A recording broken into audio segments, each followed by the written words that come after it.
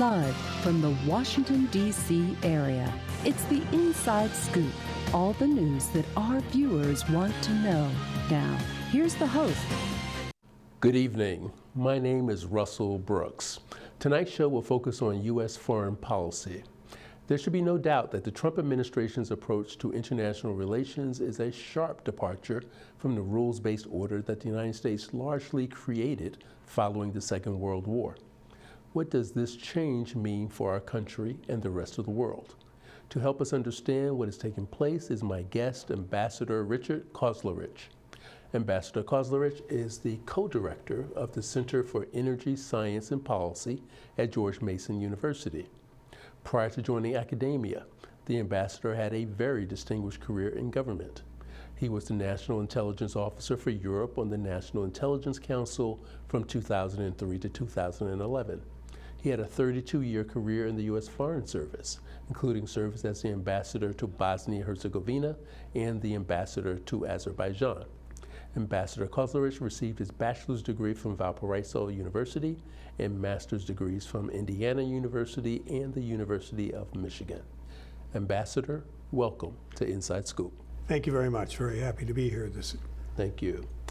How would you describe the Trump foreign policy in comparison to his Republican and Democratic predecessors?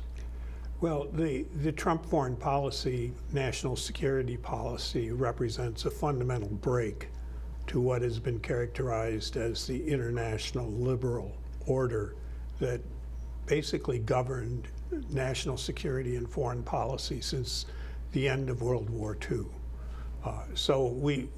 Everything that we learned at university is no longer valid, I would say, in terms of the emphasis no longer on international institutions like the UN and the World Bank, the use of national power unilaterally rather than within an alliance system like NATO, and the idea that the United States would in fact go it alone, whether it's in international economic issues with trade or in terms of foreign policy initiatives. So we're in a different world, and whether you agree with that or not, we have to figure out as a people and as a country how to deal with the new reality. Speaking of that new reality, we are now at war with Iran. In the weeks leading up to this war, the Trump administration amassed this huge armada near Iran to supposedly compel Iran to give up its nuclear program, to curtail its missile program. Is military force the best way to handle such an issue? Very good question, very timely one. And I think my first thought now is with the men and women of our armed forces and our diplomatic corps, because one of our embassies in Kuwait was attacked by an Iranian missile. But these people are defending our country on the front lines, and our thoughts should be with them.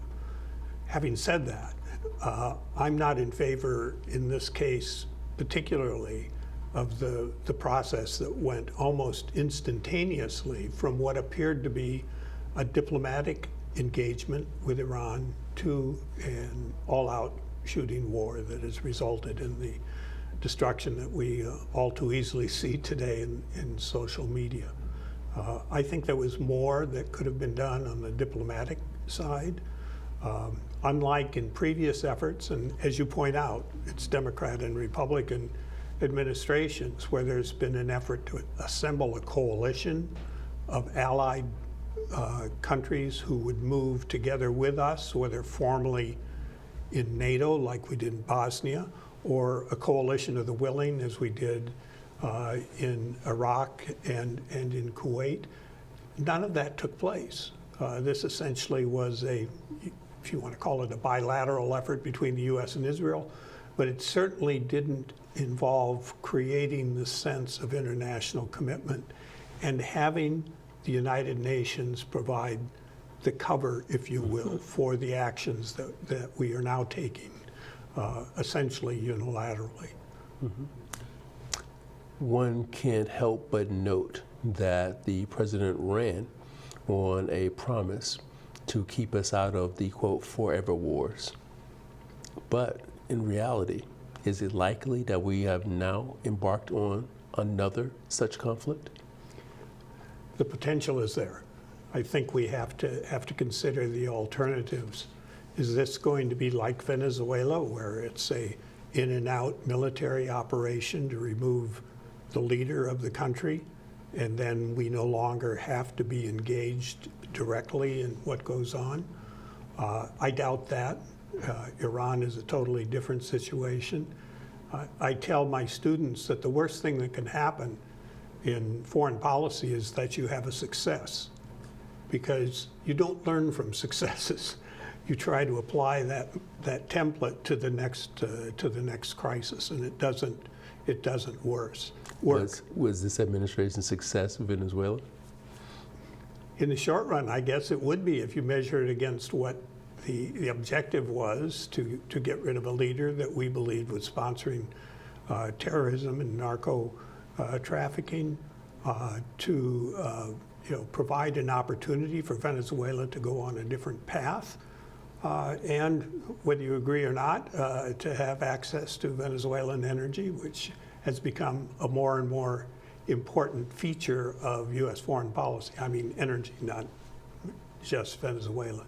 So in the short run, yes, I think you could measure it. And that's kind of the risk here, because this was not going to be a 2-day bombing campaign that would not result in casualties in the way that this has already.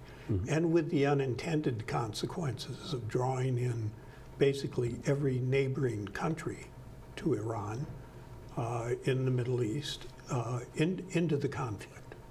Sure. Now, Ayatollah Khamenei is dead. But are we really likely to see something different from this regime if it remains in place as a result of this war? Yeah. And no apologies for removing that person from the Iranian scene, because he has visited death and violence not only on Americans but his own people as well. But the system that led to his 47 odd years of power still exists. It's the same alliance now of the Revolutionary Guard, who are not just a security feature, but an economic feature in Iran. The Ayatollah, the religious establishment, which provides the political glue that holds the system together. All of that is still in place. Different people, we may not know who those people are, but the regime is still there. Let's put it that way. And there's no indication that the past 47 years has led to the creation of an opposition of any organized features inside Iran itself. There are immigrant communities with people claiming to represent an alternative to the present regime, but those are not recognized, I would say, by the population of Iran. So what we have, unfortunately, is an open-ended military action by the United States and Israel against a regime that is still in place, and that has basically said, we will not negotiate with the United States. This is not a good position to be in. And seemingly the only means one can imagine of getting rid of that regime is if you put boots on the ground, and this administration so far has said it is not willing to do that. Well, we've not had a stellar record of boots on the ground in the Middle East, certainly in previous administrations, and the amount of commitment that's required is extraordinary in terms of human resources and financial resources, at a time when there are other priorities as well. So how does this end? My sense is right now this is going to be an extended period of U.S. military engagement in various degrees, but without a clear alternative that would take Iran in the direction that we say we would like to see it, a non-nuclear, non-threatening Iran in terms of its military power, and a more democratic Iran, which still I think is out there behind the curtain as an objective. And on that maybe depressing note, I want to change the subject a touch. Secretary Rubio delivered a much anticipated speech at the Munich Security Conference. What was your takeaway from his remarks there? Well, it was obvious he was trying to set a different tone in terms of the relationship with our European allies and with the NATO alliance. Things had really gotten off the rails. In part, the Vice President's speech the year before really, I think, surprised Europe in terms of the aggressiveness of articulating an America First strategy. I think that the purpose Secretary Rubio intended in his speech to have a different tone in the relationship. I don't think that substantively it's changed that much, but certainly Rubio tried to create an environment where there was an opportunity for the U.S. and Europe to cooperate more closely, to strengthen NATO on the U.S. terms, obviously. But the speech, I think, really needs to be seen in the framework of the national security strategy that was announced at the end of last year, and President Trump's speech in Davos, which was a very aggressive assertion of the America First doctrine. So in a way, there's kind of this triad of ideas that have been advanced in the last 6 months, which set the stage for a framework for this administration's foreign policy, but national security policy going forward. And to a certain extent, what's going on in Iran is a physical manifestation of those words. Understood. Well, we're going to have to pause our conversation for a short break, but I please ask our audience to stay with us when we return with more of our conversation with the ambassador, when we return with a bit more Inside Scoop. So, I just moved in with this family, and it's embarrassing. The little one, he likes to go outside and crawl around in the giant litter box. I don't know what he's doing. I mean, I was born and I knew how to use the litter box. Look at that. That's disgusting. Oh, poop already. You're making me nervous. Oh, okay, I can't look at this anymore. I really hope he grows out of this, for his sake. So how was work? It was 1,300 hours. My math class from 302 was in the trenches. Davy Roth had it the worst. Fractions were coming at him left and right. He just didn't get the damn things. 2 days ago, I tried to teach him what 1/4 of 1/2 was using different sizes of blocks. Yesterday, I tried again by dividing up pizza. Both missions failed. Oh, no. But today, I was ready. I created a combat math game where the only way to beat the enemy is to out-fraction them. Davy conquered every last denominator. My game was so successful, the principal is deploying it to math squadrons all over the school. Anywho, how was your day? Oh, today my boss treated the office to salad wraps. Salad wraps. I know. 150 over 90. 180 over 111. 160 over 110. I had a stroke. This is what high blood pressure looks like. You might not feel its symptoms, but the results from a stroke are far from invisible or silent. If you've come off your treatment plan, get back on it, or talk with your doctor to create an exercise, diet, and medication plan that works for you. Go to loweryourhbp.org. If I would have followed a treatment plan, I would not be in this situation. We're back to the Inside Scoop. Here again your host. I'm the host, Russell Brooks, joined by my guest, Ambassador Richard Kauzlarich of George Mason University. Let's continue. Sure. You mentioned the Munich Security Conference, which took place shortly after the Great Greenland Controversy, where President Trump was quite insistent that the United States had to have Greenland for purposes of its own national security. I've described your extensive experience covering Europe and our diplomacy with Europe. From your standpoint, does that position that we have to have Greenland make any particular sense?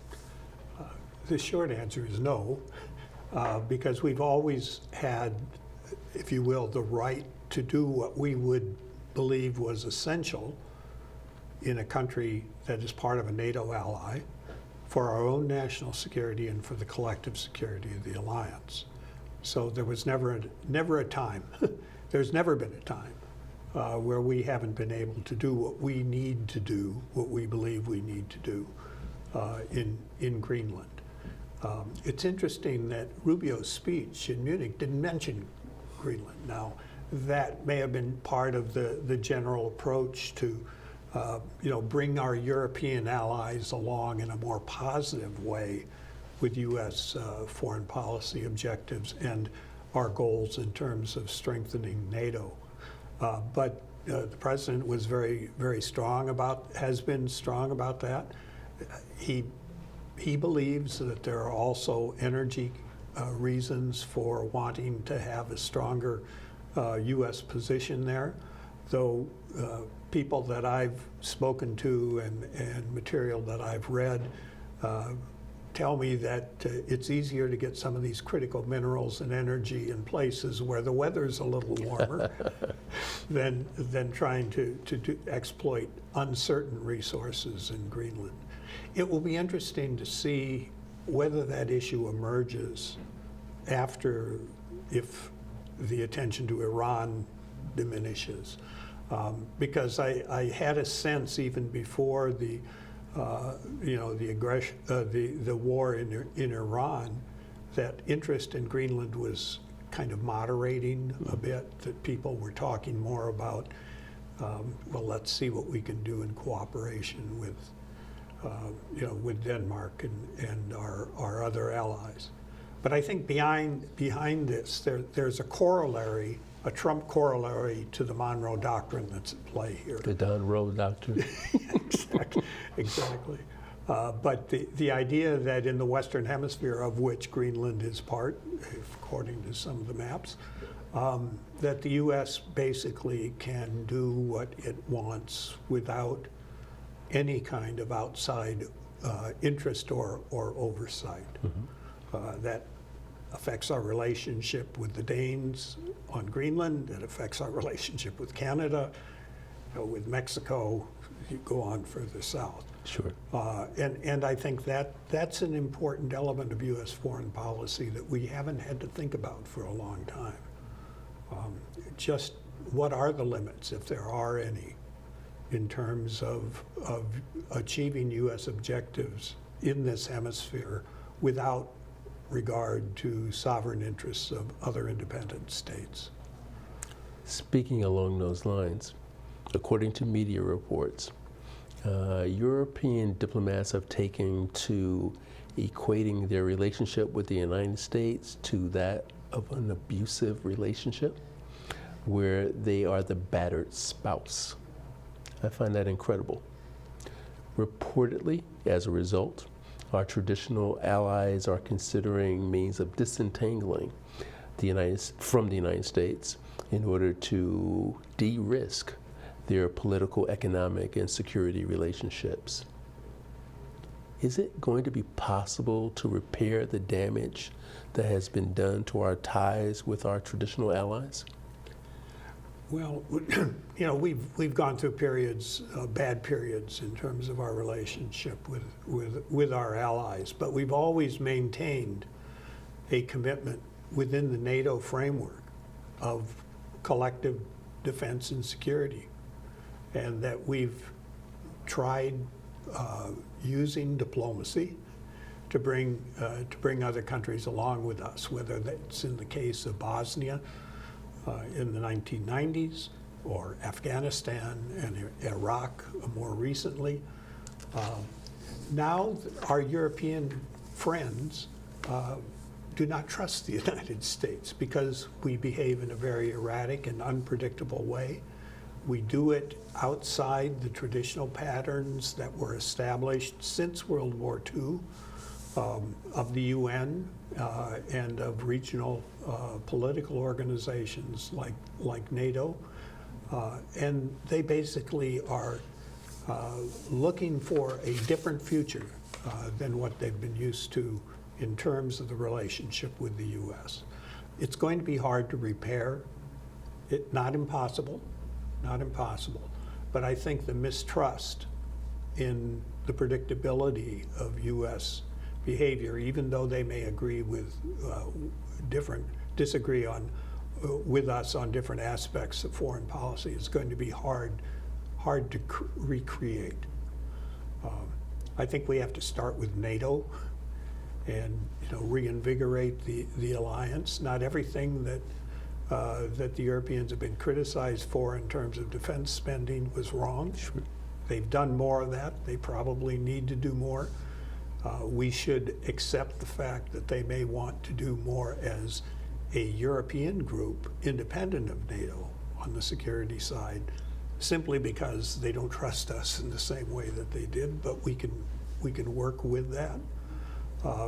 But it's going to be very, very hard, and it will take place in a different international environment where there will be a remarkably complex set of challenges. Whatever happens with the war in Iran, China, what happens in our own hemisphere in terms of the developments in some of the larger countries in Latin America, are they going to be looking for their own way independent of the United States? It will be a different world. Now, certainly, the United States has always had a very powerful position in the Western Hemisphere, and certainly Latin Americans would probably say the U.S. has dominated political and security affairs within the hemisphere for quite a long time. But where the Trump administration's national security strategy is maybe a departure from the past is how explicit they are about their desire to dominate the hemisphere. I can't recall another administration being quite so blunt. Am I wrong? I think that's probably right. We've always been blunt in our relationship with Cuba, let's put it that way. Again, whether it's Kennedy in the early 1960s, or the position that Trump has taken. What I think about when I read what the Trump plan is, if you will, for this corollary to the Monroe Doctrine, I think of the policy that Russia had at the end of the Yeltsin period, beginning of the Putin period, for the near abroad. And essentially what Yeltsin and Putin were saying, this is our area. Historically, this has been part of the, not just the USSR, but the Russian sphere of influence. And what we do in this area should not be questioned by outside powers. That has gotten us to the Ukraine problem that we're continuing to struggle with today. But there are elements of that near abroad attitude that I see in the positions that this administration is taking in the Western Hemisphere. Essentially, don't tell us what to do. We know what we're doing. We'll take care of Venezuela. But we're not going to involve the UN. We're not going to involve anyone else. I think it's been harmful, particularly when you look at things like the North American Free Trade Area, which has graduated into the U.S., Mexico, Canada agreement, where we seem to be walking away from what is a cornerstone of economic integration in the Western Hemisphere in favor of unilateral tariff-based trade relationships that take us back rather than take us forward. So I agree with your point, but to me it just, maybe it's my own experience. It takes me to the former Soviet Union. Sure.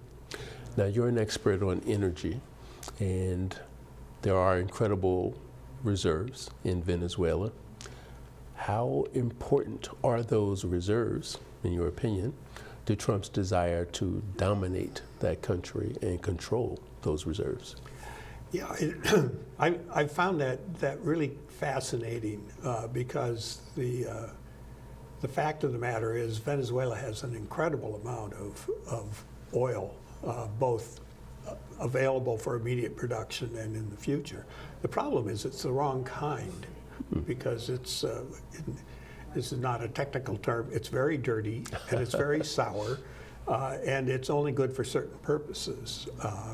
And those purposes, in fact, were served by the refineries that have been built along the Gulf Coast in the U.S.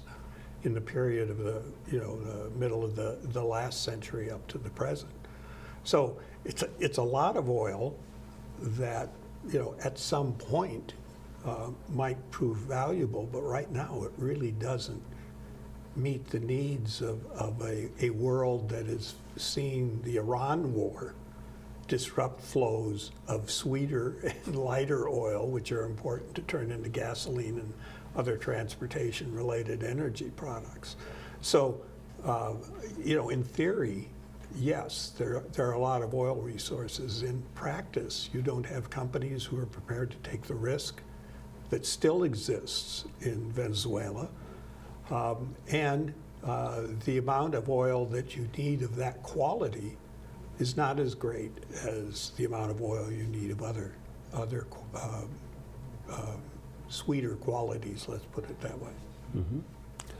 We only have a few seconds before we have to take another break, but is that single-minded focus on fossil fuels a bit short-sighted then? For the moment, probably not, because we don't know what the disruptions in Iran are going to lead to in terms of global energy markets. Prices are higher today for crude. Okay, it's time for another short break, so please stay tuned as we continue our conversation with Ambassador Kauzlarich when we return with a bit more Inside Scoop.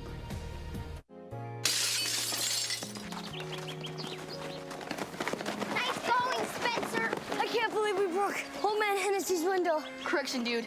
You broke. I just threw the ball. This is really bad. What are we gonna do? We? Go to the door, ask for the ball back. Are you serious? It's my ball, Myrtleback. You're so dead. I'd run away. Yeah, to Uruguay. Kiss your life goodbye. Sorry. Let's go. Dad. See ya. You never mean you're well. Nice one. Some friends you are.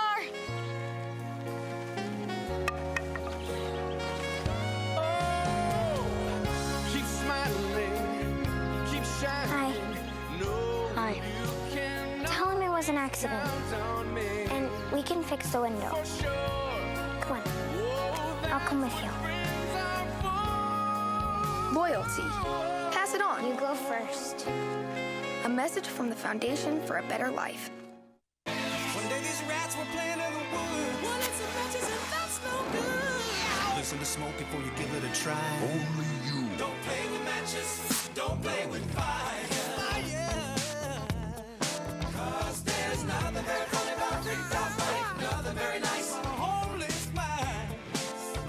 So if a gorgeous force is what you desire, don't play with matches, don't play with fire. Yeah. Only you can prevent wildfires. Fire.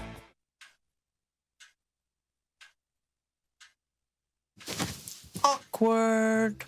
I'm the awkward silence. You try to avoid me, then there I am again. But an awkward silence can be a great thing. Like Kelly here is about to demonstrate. You haven't really been yourself lately. Are you okay? Find out how you can help a friend with their mental health at seizetheawkward.org.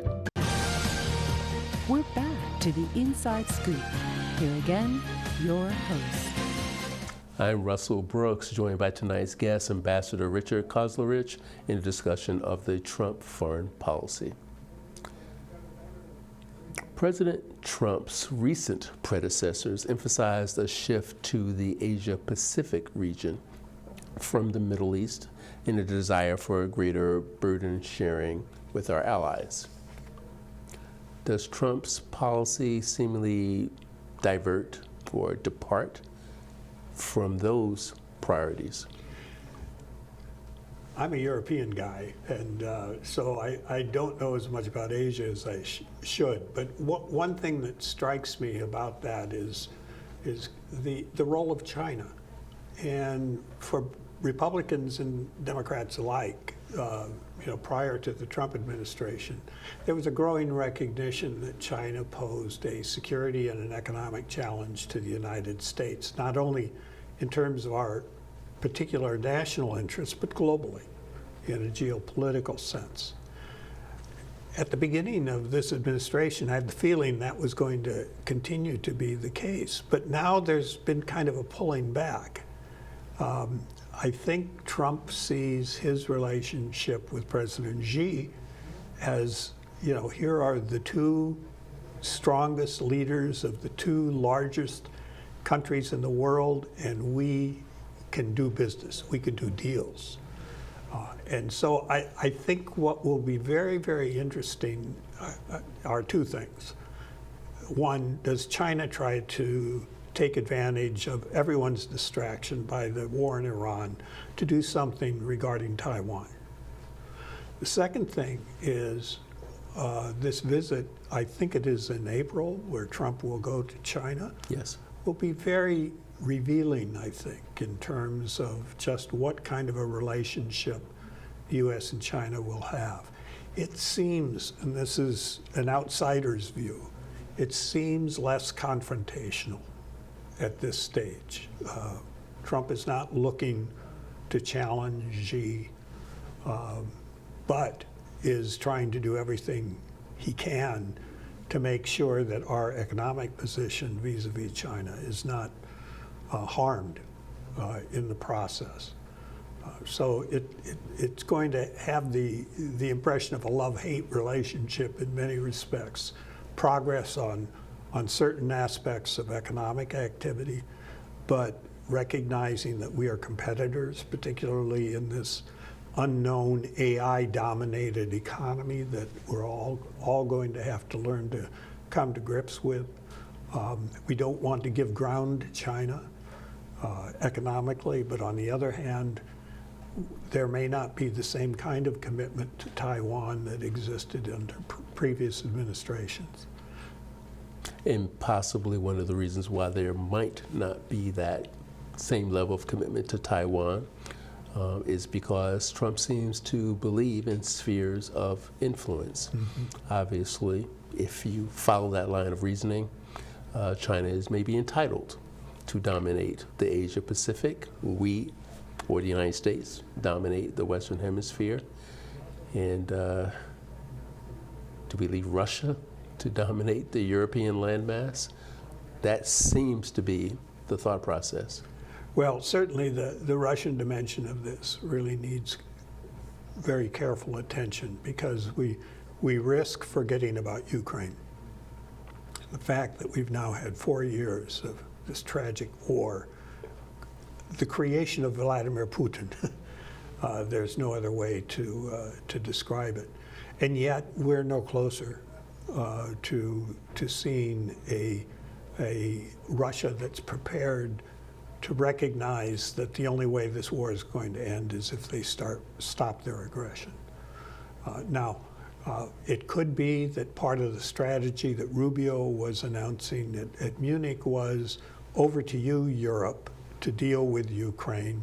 We have other challenges around the world, like Iran. This was before the start of the war there.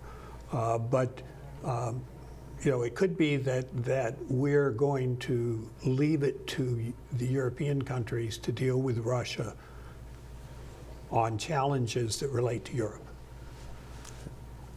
Now, one of the more interesting dimensions of the Davos summit or meeting was the speech by the Canadian Prime Minister Mark Carney, who seemingly called for the middle powers to stand up for themselves and reject the spheres of influence thinking and band together to protect themselves, assert themselves, and secure their own interests.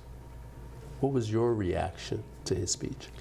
Well, I didn't read the speech. I mean, I saw the media coverage and the reaction of others to the Carney speech.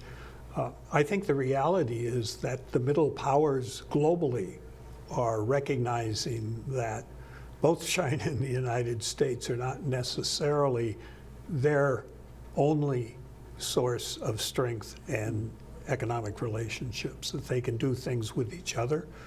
They don't have to be beholden to either of the major superpowers, if you will.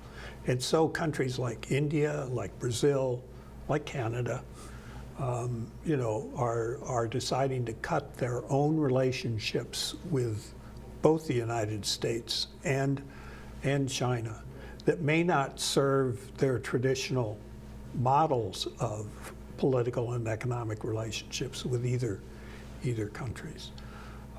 I think Taiwan has put itself in a rather interesting position because the Trump administration is very critical of Taiwan's economic behavior, arguing that Taiwan has taken advantage of our security protection to, in a sense, benefit economically in terms of its high-tech shipbuilding and other activities that the Trump administration believe have been the consequence of wrong-headed trade policies of previous American administration. So you have a group of these smaller but very independently capable countries who are now looking at their future less in terms of a relationship with either the United States or China, but more diversified with both of the major powers, but with each other as well. Mm-hmm. It's interesting. We are not shocked or surprised if in India takes this sort of balanced approach between the superpowers, if I can still utilize that term. They were the founders of the non-aligned movement. Right. We don't expect that from Canada. Well, has the Trump administration, by taking this very aggressive role or approach to our allies, squandered our leadership position with these democratic countries? Well, Canada is a special case because no other country have we claimed to be the 51st American state. I mean, this is, to me, inexplicable, why we believe that is a positive approach to take for a neighbor who we've had nothing but good relationship throughout our respective periods of independence. So Canada is just in an unusual place, and I hope that at some point, again in the future, we can begin to reestablish a normal relationship. But even that's going to take time as well.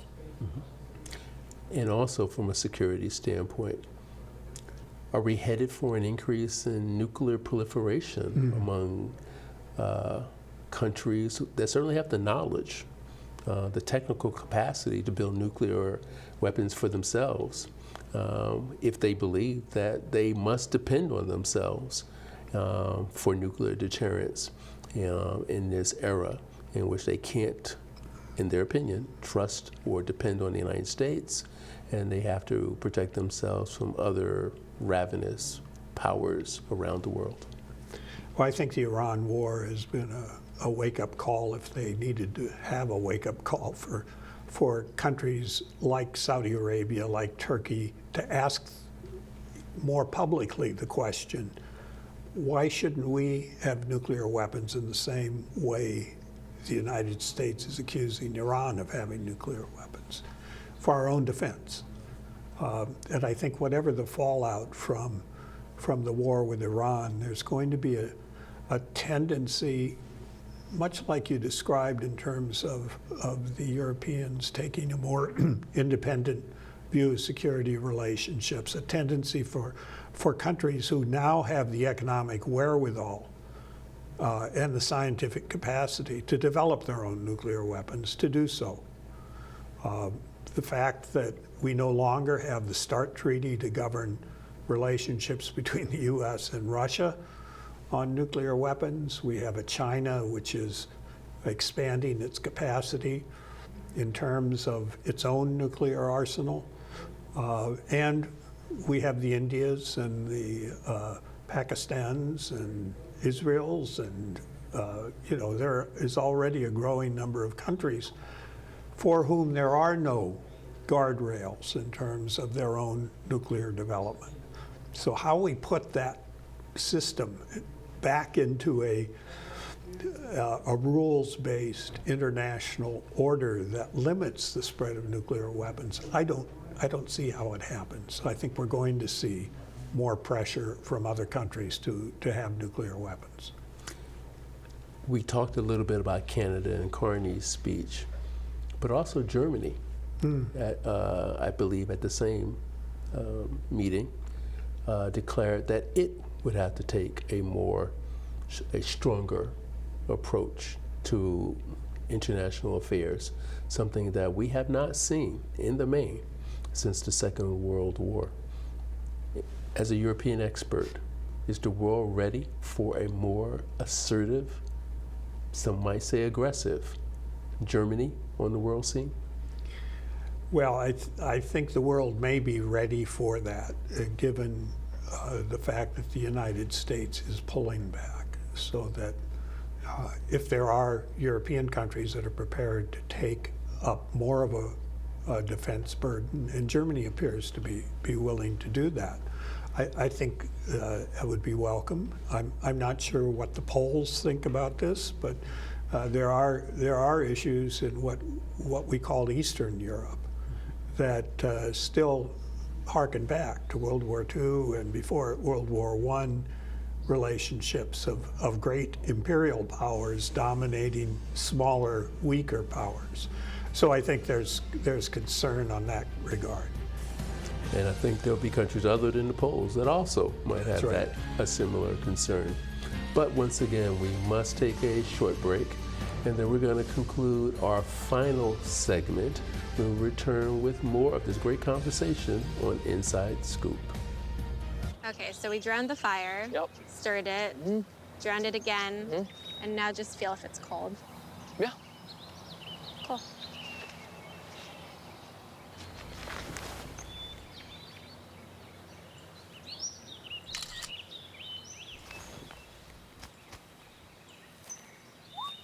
Smokey just gave me a bear hug. I know. I already posted it.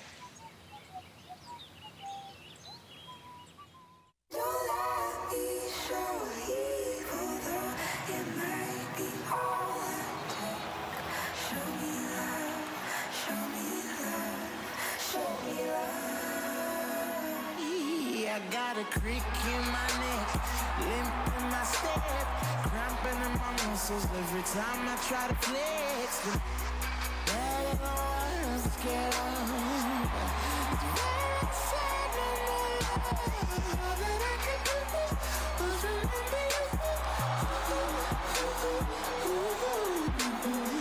You know I usually stay now, but if you throw me love, I'll throw you some more.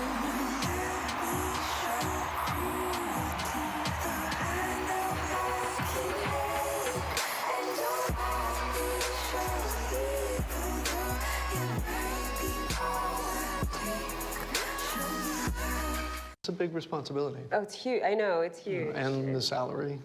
Oh my god, yes. I mean, Right? like, I was about to move in with my parents, and right before, so this saved me. I really believe in you, you know? Thank you. It's nice to hear that from someone. These are cool. Did you, what did you...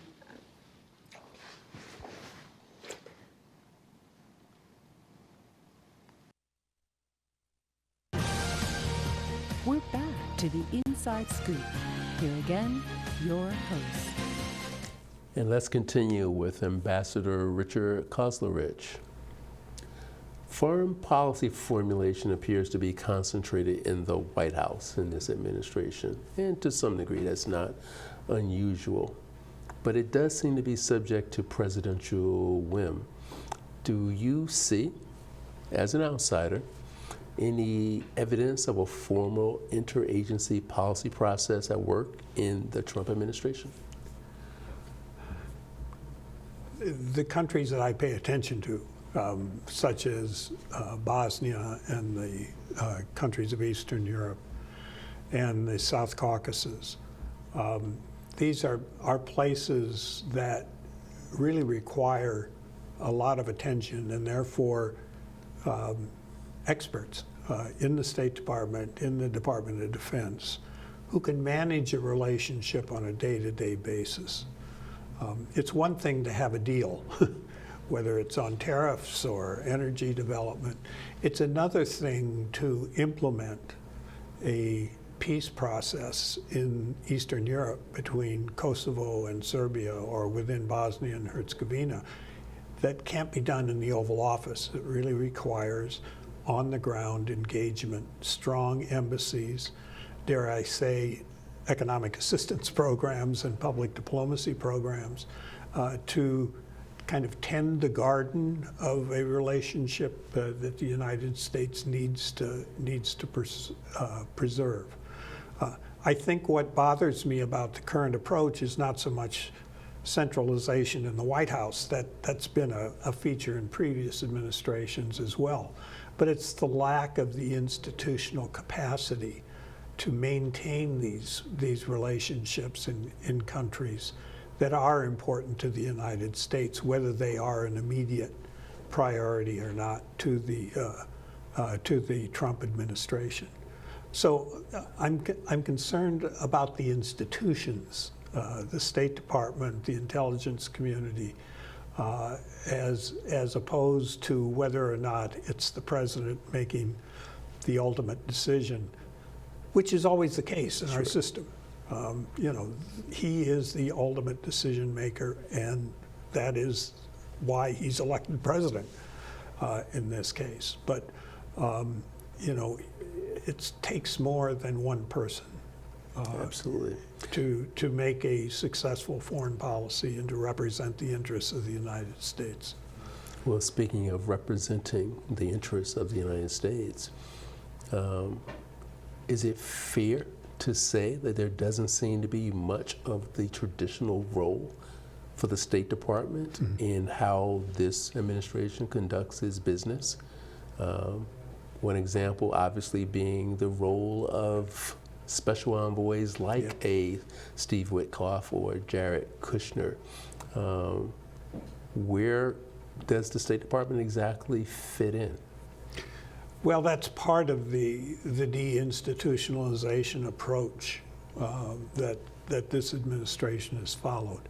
I saw an article today, I don't know if it's true, but that there are over 100 embassies without ambassadors, which is unheard of.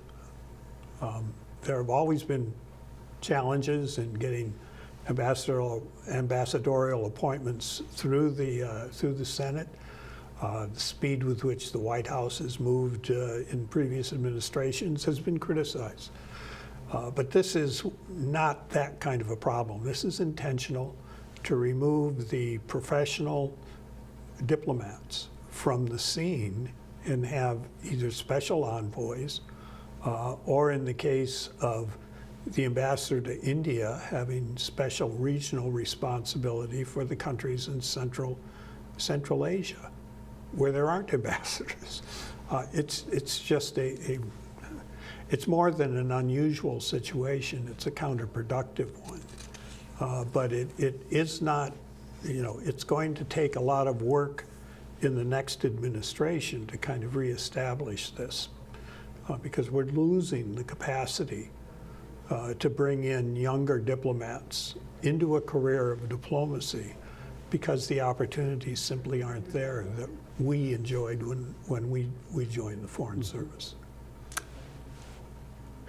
with the use of these special envoys, oftentimes business acquaintances of the president, there seems to be a real diminishment in terms of the need for professional diplomats. We talked about that, or the type of things that Americans would traditionally do through their diplomacy, like public diplomacy, exactly. Or promoting human rights considerations.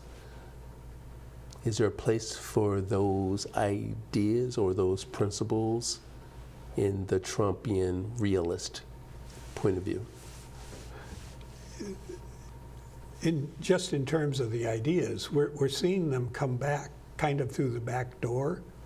You know, who would have thought that that President Trump would talk about regime change in Iran, or the people of Iran taking advantage of the opportunity to take control of their country again in a democratic fashion. You know, there are certain universal principles out there that are not just simply the result of political leadership, but everybody wants to have a say in the future of their country. I've served with my wife and family in the Middle East, in Africa. Everybody wants to have a say in how their country is run, and they want a better country for their kids. So there's some basic principles up there that you can't get away from. Basic principles of freedom of expression, of democratic development, of economic freedom, and it doesn't make any difference where those are. So you can pretend that you can take those out of a foreign policy agenda, that you can do away with the Voice of America and their wonderful language services, which are so great at telling America's story. Today, you need to have a Farsi VOA. You need to have a Spanish VOA. You need to have these kinds of opportunities to reach out. You need foreign assistance. You know, don't call it USAID. You can call it something else, but you still need to be able to provide resources to support your foreign policy objectives. So I think in a sense, this is an aberration, but the administration is being drawn back into some of these basic principles that you just can't get away from in terms of being part of the global community, I guess. The other institution that has come in for some criticism is the role of Congress. This week or this weekend, as an example, many are suggesting that the war with Iran is illegal because the president has not asked for authorization from Congress to launch this military venture. Some question whether or not it's absolutely necessary, but most academic experts seem to believe that Congress has ceded too much authority to the executive branch, regardless of which party is in power. Do you think there's credence to that? I think there is. I mean, we always used to complain when I was in the State Department about Congress overreaching and demanding too much in terms of reporting and not providing enough resources, which is kind of goes with the give and take between executive and legislative branches. But the reality is that the Congress does have constitutional responsibilities that we have to honor whether we agree with it or not. And I think we are weaker internationally when the legislative branch has ceded too much to the executive branch. We become more like the very countries that we are trying to change or deal with around the world. And I think we need a strong Congress that asserts its rights, even though they may make diplomacy more difficult. It's essential to our success as a nation. Mm-hmm. Now I'm going to ask you more difficult question, but as a European expert, this may also be in your bailiwick. If the Atlantic Alliance and NATO is to be maintained, what advice would you offer the president or possibly the next president? Well, I think we should be a little more humble in terms of how we deal with our allies. I mean, we don't have to go in a very combative way to get what we want from our alliance partners. We have to be consistent. That's something that this administration is not. Some would argue, well, if we're unpredictable, it's to our advantage. Well, that may not always be the case, and it certainly isn't in the case of building an alliance. We're going to have to make more of an effort not to recreate NATO as it was, but to create NATO as it must be in the 21st century to deal with different challenges. It would be a NATO where there will be more responsibilities falling on our European allies. And we will have to recognize that we need those allies. Somebody said, you know, you don't need allies until you need them. And we're finding, even in the case of Iran, how do we get these planes and ships from the Pacific to the Atlantic to the Persian Gulf? You know, we need somebody's bases and airfields, and that requires alliance partners in particular. So it will have to be a different kind of alliance, but an alliance where we can rely on each other and to work cooperatively as opposed to kind of antagonistically. And do you think the Europeans share that belief, or are they like Macron, who believes that, you know, we've crossed the Rubicon, and maybe there's, as you said, there's no going back?